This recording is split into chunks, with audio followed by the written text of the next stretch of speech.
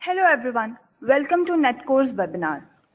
Today's topic is Boost Your E-commerce ROI with Data-Driven Cross-Sell and Upsell. I'll be the speaker today, and I'd like to introduce myself by telling you that I am a data scientist at Netcore Solutions who has been helping clients of various industries to solve their business problems using analytics solutions. So welcome to the webinar. Hope you enjoy it. Things to remember during the webinar is please engage with us. Send us a tweet or at the Twitter handle Netcore Solutions using the hashtag Netcore webinar, hashtag Martech. Please ask us all your questions during and after the webinar. We'll be happy to answer them after the webinar ends. We'll also send you all the slides and recordings soon after the webinar. So now let's move on to the agenda of today's topic. First of all, we learn of what, why, and how of cross-selling. And then we'll go and look at a few use cases around cross-selling. And we'll also see the best practices followed by the industry. So first of all, let's define what is cross-selling and upselling. Upselling basically is a technique where you sell a more expensive product to the customer with the intention to make a more profitable sale. So the example here is when you as the customer are intend to buy a phone. So you are looking at a lot of phones and you arrive at a phone that you liked a lot, and then you were suggested another smartphone which is a little higher on the price, but it is of course better. So that is how the marketeer is trying to upsell you. So we like to also define cross-selling, where cross-selling is a technique where you want to sell an additional product which complements the original purchase without disturbing it. So here we can see that the product being viewed is a smartphone, and I, as the marketer, is trying to nudge you to buy headphones with it. So obviously headphones and a smartphone are a really good combination, and they can be bought together, and that's why they are being suggested as a cross-sell. So I would like to now explain why is cross-selling and upselling so important. Because it helps in customer retention. An average online store gets its 43% revenue by repeat transactions. To reinstate our faith in this particular metric, Amazon also released their own metrics saying that 35% of their revenues were from cross-selling for a financial year. Now, that's the reason why brands have started to invest so highly in customer retention, I guess. Now, how exactly does it increase your customer retention? Is by increasing the average order value.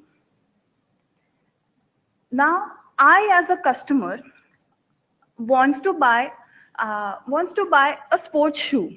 So I go to a particular shoe shop and I'll browse for a few shoes and arrive at this pink and gray and white shoe that you can see. Then I was suggested another high-tech shoes that looked really appealing to me, and I immediately added to the cart. Now that's where the store upsold to me. Now, when I am at the cart, another recommendation was shown to me where there were yellow matching nylon laces to go with these shoes. Now, it's known fact that nylon laces last longer in sports shoes. So without giving it a single thought, I added to my cart and made the transaction. Now, I also did not have it in my subconscious that I'm actually adding my cart value, but I still made the transaction. So that's how I was upsold and cross-sold during one transaction and increased my average order value.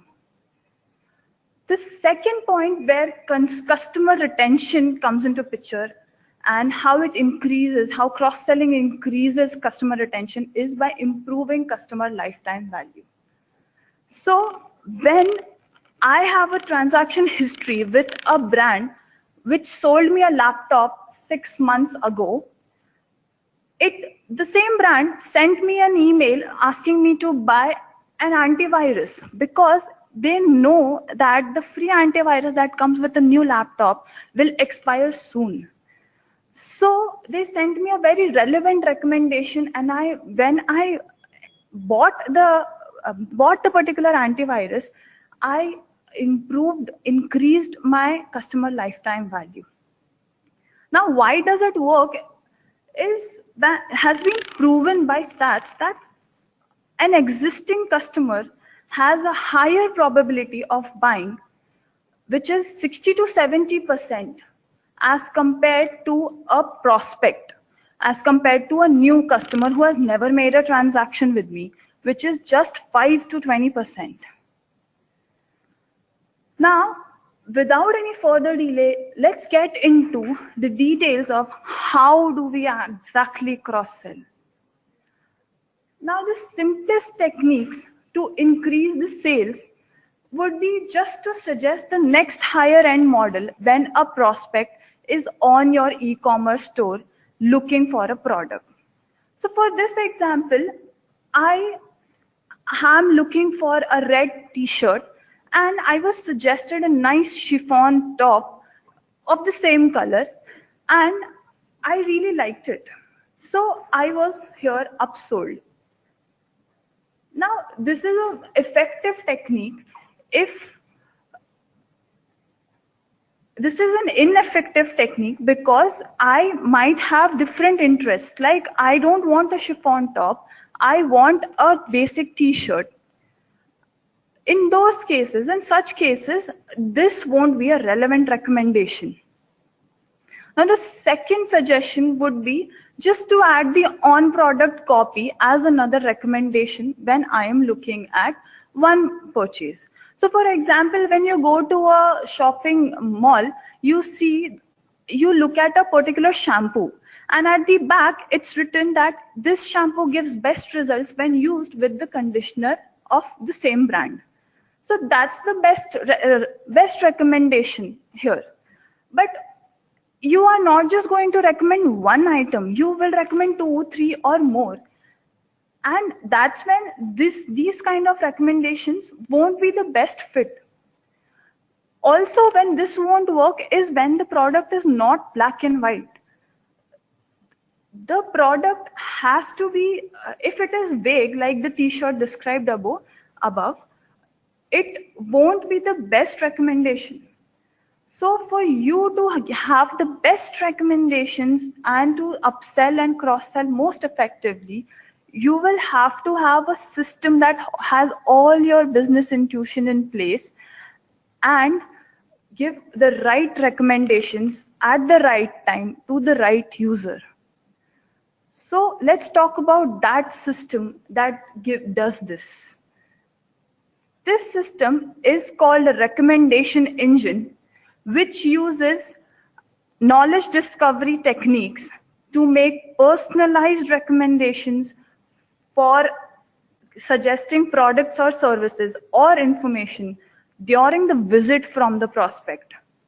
So the best part about this is it can be scaled to such good level that we can use it on the fly when the prospect is visiting your store or when he has already visited your store.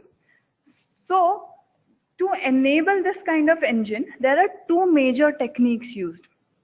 The first one being item-based collaborative filtering, where the product being viewed is evaluated and the next best product which is closer to this particular product is suggested. So in the picture that you can see here, the lady is viewing a banana and she is being suggested that buy a carrot, buy milk, buy bread. So these are very relevant recommendations because from their transaction history, from the brand's transaction history, it is evident that carrots, milk and bread go best with bananas. The second kind of technique is user-based collaborative filtering, where the the system finds out how similar is the user A to all the other users and recommends the user the products that the closest user has bought. So these two techniques are used very widely in recommendation engines, but there's more to that. The new age omni-channel recommendations are not just based on item-based collaborative filtering or user-based collaborative filtering. So when the personalization becomes even more fine-tuned, the revenue increases. So I like to walk you through of how personalization became fine-tuned and what is it that Netcore Analytics has to offer today. So first of all, when only a single message mailing was done, it was very macro level personalized. Only the name was suggested. Only the name was put in the email, and that's when I felt like, okay, the brand is trying to connect with me, and it felt good. But then later on they improved and they actually started filling out more and more details. Like they started actually sending me mails on how I had bought a book recently and how much did I pay for it. So that's how field insertion started happening, and they started doing a micro level personalization. Then we moved on to rule-based segmentation and sending out recommendations basis the RFM metric of the user, recency, frequency, monetary value of the user. And this is where the businesses currently lie. Almost all the businesses today do these kind of segmentations. Now, after that, we moved on to behavioral recommendations depending on the interests and likes and updated interests and updated likes for all kinds of marketing channels or social media channels. So now we can identify the customer's needs even before they need it. So you can see in this slide that as and when the personalization maturity increases, the revenue gained also increases. So I'd like to now explain how a simple item to item based recommendation engine works. So each item is evaluated against all the other items, and the output is whether it's a good recommendation or not. So here you can see that I have taken 3 items versus 3 different items to just give you an illustration of how the recommendations work. So if the user and the particular column, the first column showing the basic mobile phone and the charger and the earphones is the primary item being browsed, and the row showing the smartphone and the advanced Type-C charger and the headphones is the cross-sell item. So our aim is to recognize how good a recommendation is the cross-sell item when the item being browsed is the primary item. So when a basic mobile phone is being browsed, if you recommend him the smartphone, which is a little on a higher end, it's a very relevant recommendation and you should do it. But if you show him a charger, it's not a very good recommendation, because anyway, if you buy a new phone, you will get a charger along with it. But if you recommend the headphones, it's the best kind of recommendations, and it would be the first recommendation when a user is buying a phone. Now, if a user is trying to buy a basic charger and you recommend him a smartphone, my God, that would be a recipe for disaster. But if you recommend him a better charger, I think if it fits his need, it will be a really good recommendation. And suggesting him a headphone would be an okay type recommendation. It's not a very bad recommendation, but we would like to look at his interests and recent browsing history before making these kind of recommendations. In the same way, if I'm buying a earphone, recommending me a smartphone would be a really bad recommendation. And if I'm buying a earphone, suggesting me a charger also won't be a bad recommendation, but I would prefer other recommendation before it. I would rank other recommendations before this kind of recommendation. And suggesting a headphone will also not be a bad idea. In fact, it would be a really good idea. That's why the star-eyed emoticon to represent a very good idea. So now, if we were to implement an omni-channel personalization, how does it use this item-based recommendation along with our intelligence? Our intelligence being the hyper-personalization metric. So what we do is we use the transaction data along with the browsing history data and along with all the channel data, all the marketing channel data, to create hyper-personalized recommendation for each customer.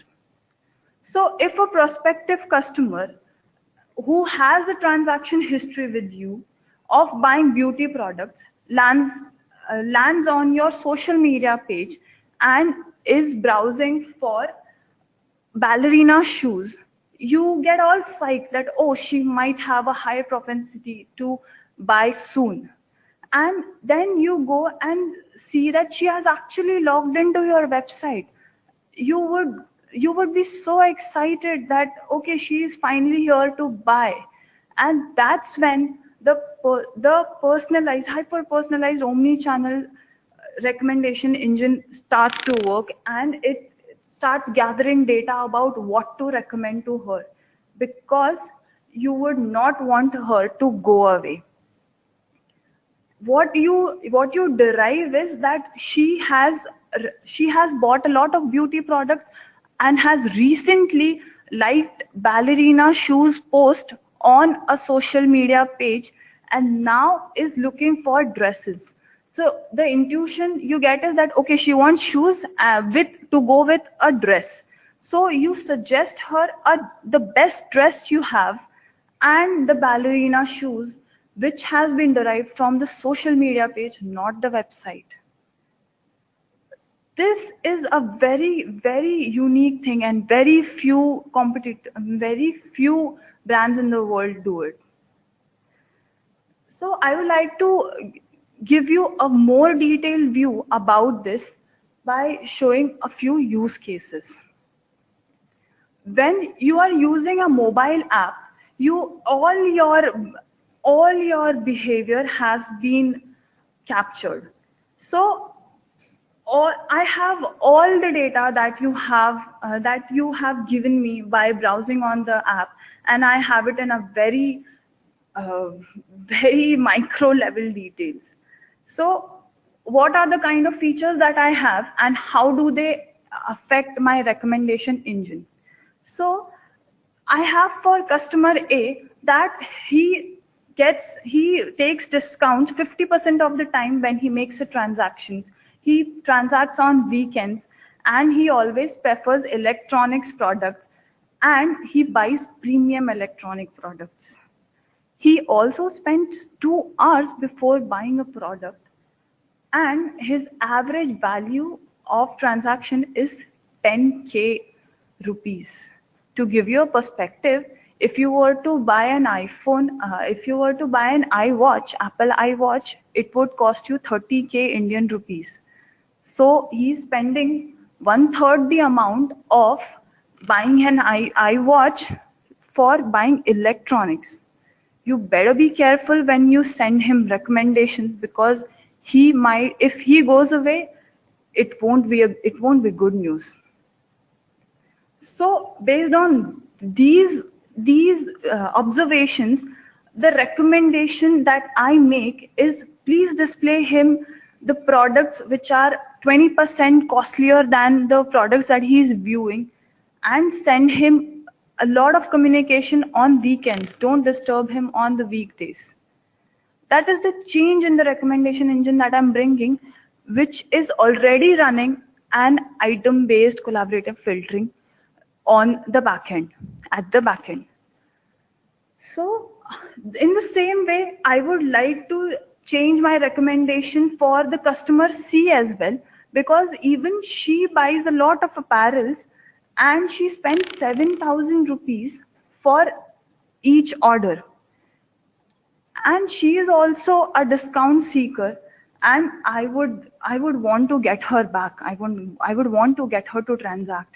So I would show her the usual brands that she is seeing, because she will anyway spend a lot of time on the website, and I will not offer her any discount. And I would prefer to send her marketing communications on Wednesdays. There is this another user B who only spends 15 minutes and never avails any discount and never buys premium products. And he does not even spend a lot. And so I would not make any change in the recommendation engine for this particular user. That's how that's how I have hyper personalized my recommendation for the mobile app users, and I am using all the insights that I can garner from his transactions and the app browsing history. The second use case is when I am taking data from the app and as well as the website. So this particular user downloads the mobile app, browses for a hydraulic jack. So I think he's looking for car products. Then he buys a car cover on the website. And after that, he is browsing for car perfumes. So a normal recommendation engine would suggest him car accessories, out of which he might add one to his cart and perform a transaction. But if you were to implement an omni-channel personalization engine, you would recommend him perfumes and hydraulic jack and other kinds of car accessories, so that he adds more items to his cart and performs a higher level transaction. Now, the other use case is when there is a bundle purchase opportunity. How would you tap into it? By implementing an omni-channel recommender engine. So when a user is browsing your website for 30 minutes, you tend to send him a discount that, okay, you are actually, that the user has stayed, and you would want to send him a 10% discount, which he adds and he buys. But if you did not have this intelligence of this 10% discount of this 30 minutes, you would not have been able to get him to transact for more items. So you recognize that this user has a potential of buying more, and you send him a 15% discount, which his reaction is that he adds both items to his cart, and he makes which you have bundled together, and he makes a higher order transaction. When you do not have an recommendation engine on your website, you can also create one on the basis of your email and SMS channel data. So what I would derive as a data scientist was the preferred category of the preferred product category of the user basis his email opens, basis his email clicks, and basis his SMS clicks. So what I would do is that I would get for every user what is the preferred category, the product category he has a high propensity to buy from.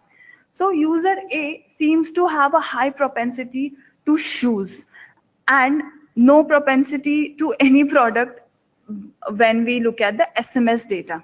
So it looks like she has never clicked on any SMSs. Now the other user looks like he might buy an electronic product in the future, which may be a headphone, not an earphone, because out of two channels we can derive that headphones are being viewed the most by this user. The third kind of user is tending more towards shoes and belts, and looks like that he's clicking more on emails which contain the recommendations for belts, and he also is clicking on SMSs which contain recommendations for belts.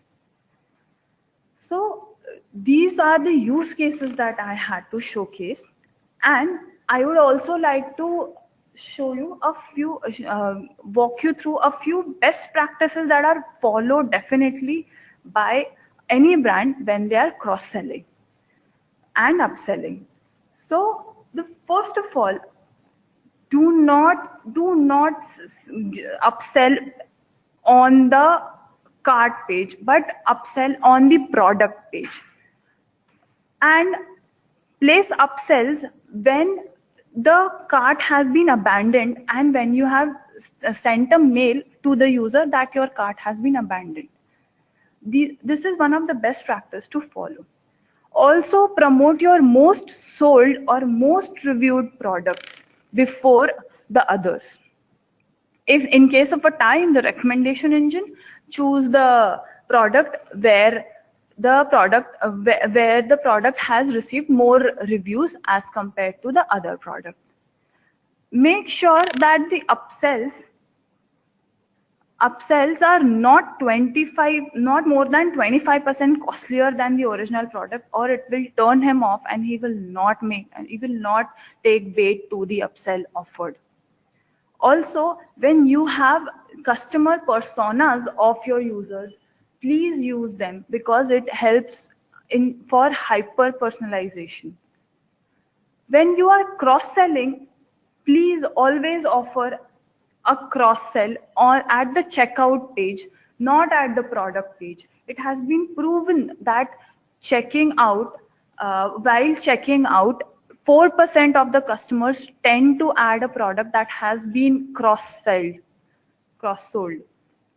This particular example is where I was sent a mail by Amazon when I had placed an order of a book.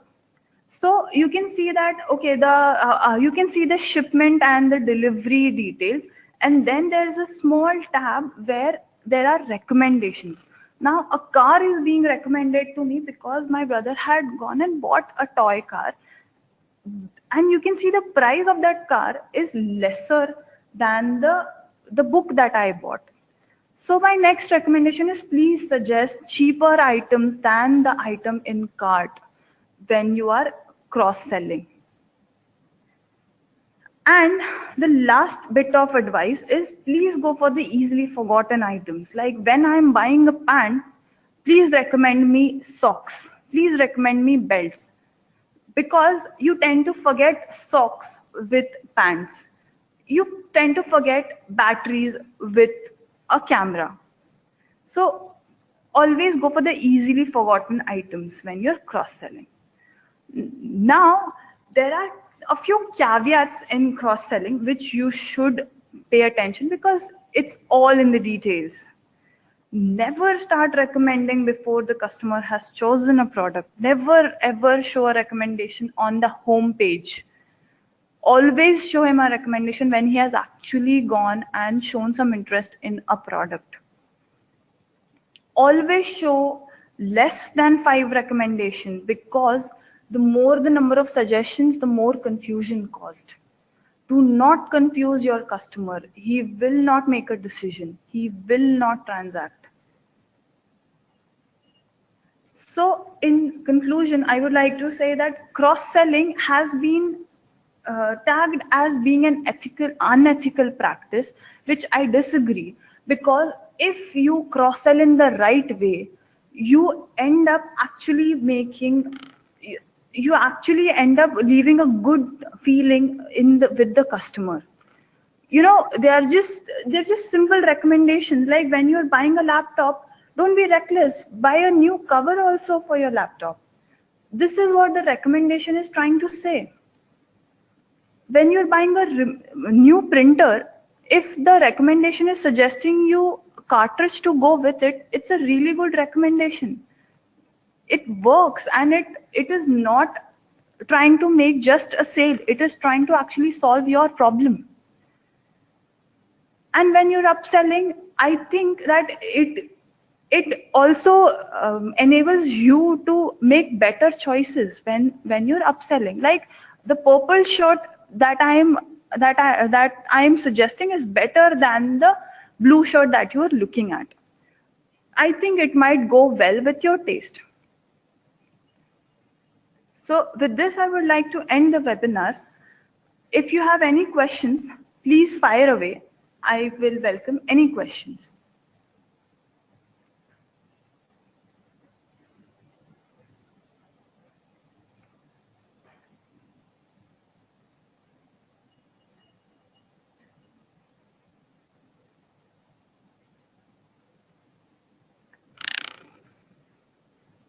So the first question that I've got is that how do we retrieve social media data for customers? Isn't that illegal? To answer your question, I would like to first say that, okay, so we aren't the one who is retrieving social media data for the clients, for the customers of the clients. We tie up with third-party companies, and then we make an API that calls all the data on a real-time basis, and we get all the data from that API, and we make all the analysis at our end.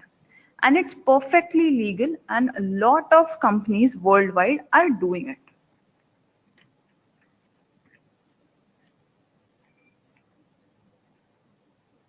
The second question that I have got is, how do you implement a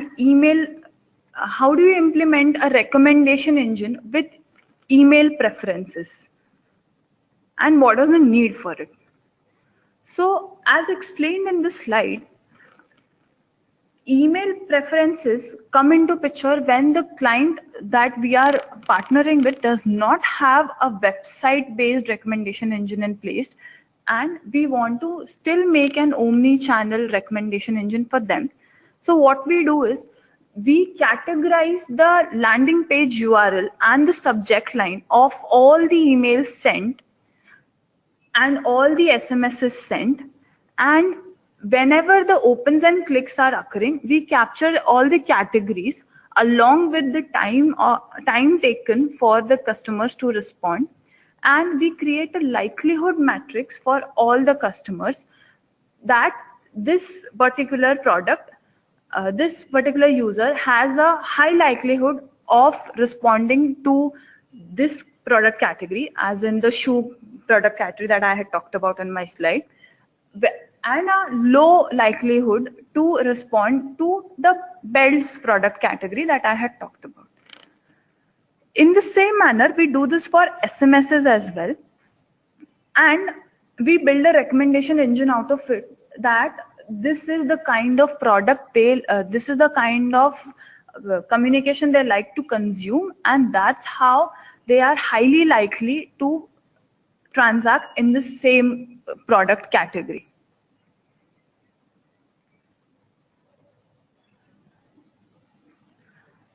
The third question that I have received is, how do we integrate data from different sources and implement a recommendation engine from all these sources? So the example given here is the data is the app data is lying with another vendor, the CRM data is lying with another vendor, and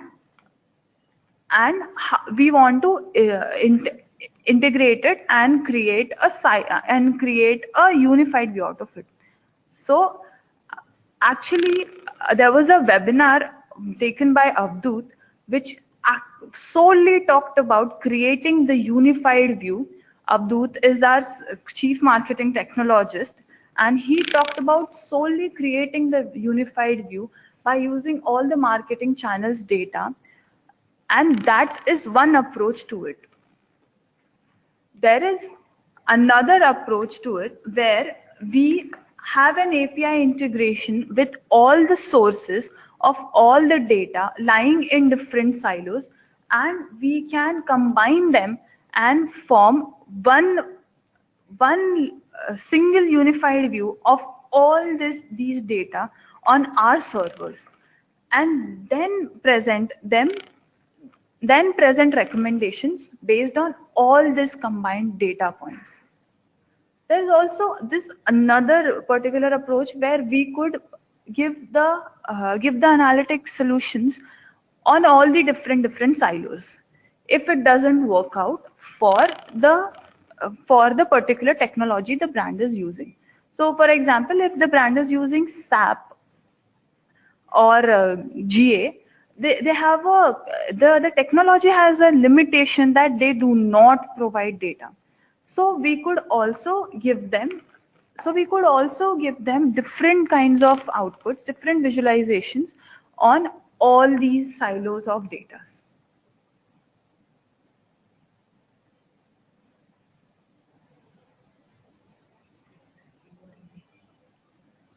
So I think that's the end of all the questions, and there are many questions that we will answer separately over the email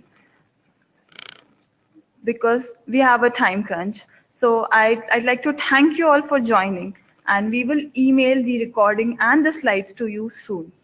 Thank you. Have a good day.